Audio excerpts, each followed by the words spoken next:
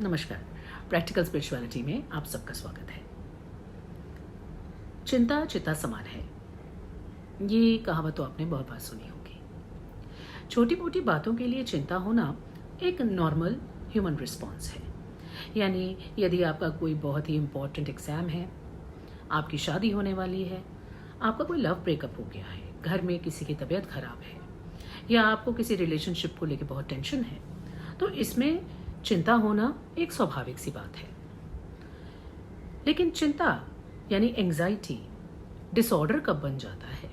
वो तब जब ये चिंताएं आपके डेली रूटीन में बाधाएं बनने लगती हैं। यानी किसी भी चीज के प्रति बहुत ज्यादा डर होना, भय होना, भविष्य में क्या होने वाला है इस बात को लेके अत्यधिक चिंतित रहना, और हर रोज एक ही परेशानी के बारे में बार बार लगातार सोचते रहना आपको एंजाइटी डिसऑर्डर का शिकार बना देता है। ऐसी बहुत सी चीजें हैं जो कि हमारे कंट्रोल में नहीं होती, और ऐसी बहुत सी चीजें हैं जो हम अपने दिमाग में ही क्रिएट कर लेते हैं। इसलिए पहले तो हमें ये तय करना है कि जिस बात के लिए हम चिंता कर रहे हैं, क्या वो चीज सच में है भी, या फिर वो हमारी ही इमेजिनेशन हमें बतला रही है। और यदि आप इस बात का आकलन कर लेते हैं सही समय पर, तो किसी भी तरीके के एंजाइटी डिसऑर्डर से आप बच सकते हैं। एंजाइटी डिसऑर्डर को हैंडल करने के लिए बहुत सी टेक्निक्स हैं, बहुत से तरीके हैं जो आपकी मदद कर सकते हैं। लेकिन सबसे पहले ज़रूरी है ये जानना कि जो एंजाइटी आपको डेली परेशान कर रही है, क्या वो इतनी इम्पॉर्टेंट है कि आप उसके बारे में हर समय सोचें। इसके लिए आपको तो आइए जानते हैं कुछ सिम्टम्स जो कि हमें बताते हैं कि क्या हम एंजाइटी डिसऑर्डर से गुजर रहे हैं। Heart palpitations, shortness of breath, पेट खराब होना, हाथ पैर कांपना, बहुत ज़्यादा पसीना आना, ऐसा लगना जैसे कि आपकी जान को खतरा है, डिप्रेसिव थॉट्स आना, किसी से ना मिलने का मन करना, सोशल एंजाइटी, और जब आप बिल्कुल अकेले ही बैठे रहना चाहते हैं और किसी से बातचीत नहीं करना चाहते, किसी से भी अपने कोई भी दिल की बात शेयर नहीं करना चाहते, तो भी ये सिम्टम्स हैं एंजाइटी डिसऑर्डर के।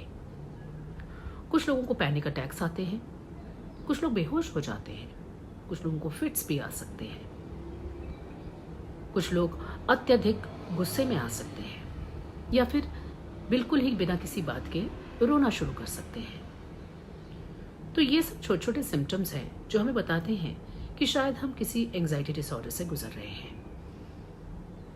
और यदि ये सब लंबे समय तक चल रहा है, तब ये एक कंसर्न बन जाता है। कभी कभार डर की फीलिंग होना, एंजाइटी होना, डिप्रेशन होना, या फिर ऐसी सोच होना कि मुझे किसी से बात नहीं करनी, मिलना जुलना नहीं, वो ठीक है। लेकिन जब ये लंबे समय तक हो रहा है, खासतौर पे 6 महीने से ज्यादा, तो फिर आपको मेडिकल एडवाइस जरूर लेनी चाहिए, क्योंकि ऐसी बहुत सी मेडिकेशंस भी हैं जो कि ऐसी सिचुएशंस में आपकी मदद कर सकते हैं। तो इसलिए ज़रूरी ये है कि जो भी व्यक्ति को ऐसी कुछ प्रॉब्लम्स आ रही हैं, वो इन चीज़ों पर ध्यान दें और उनके आसपास वाले भी इस चीज़ का ध्यान रखें।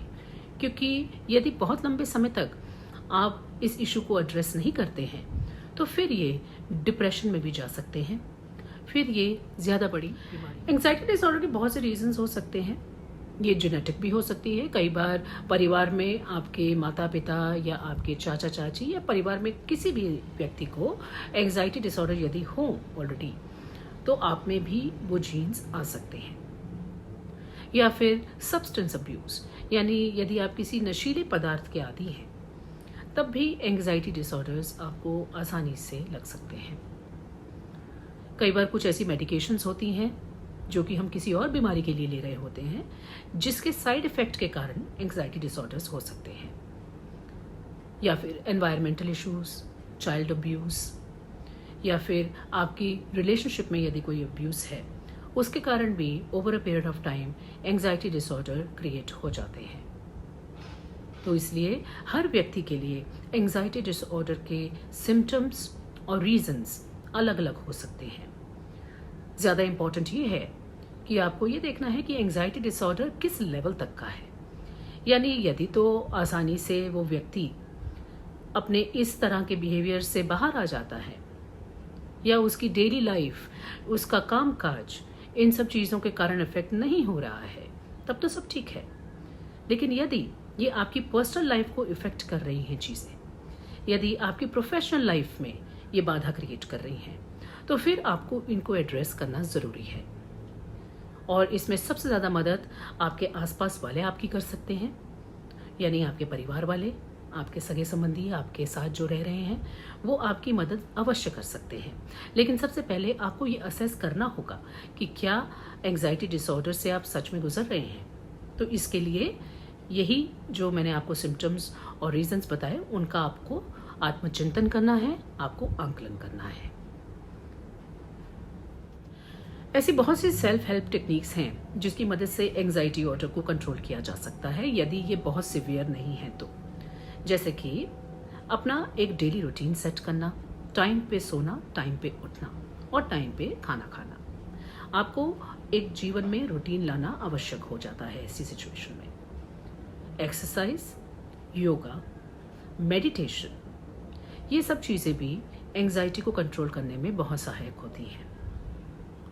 साथ ही साथ आप यदि किसी भी व्यसन के आदी हैं, यानी अल्कोहल, स्मोकिंग, कॉफ़ी, ये सब भी आपको अवॉइड करना है।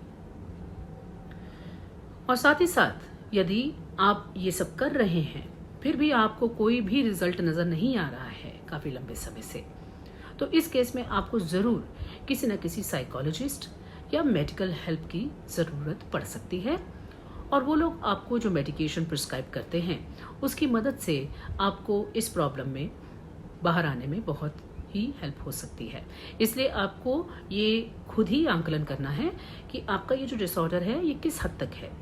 यदि आप खुद आंकलन नहीं कर पा रहे हैं तो एटलीस्ट जो आपके आसपास हैं वो ये चीज़ बता सकते हैं आपको, या वो डिसाइड कर सकते हैं कि आपको किस तरह के डॉक्टर की ज़रूरत है और किस तरह के टेस्ट आपको करवाने चाहिए, जिससे कि आप श्योर हैं कि आपको ये डिसऑर्डर है और आपको मेडिकल हेल्प लेनी चाहिए।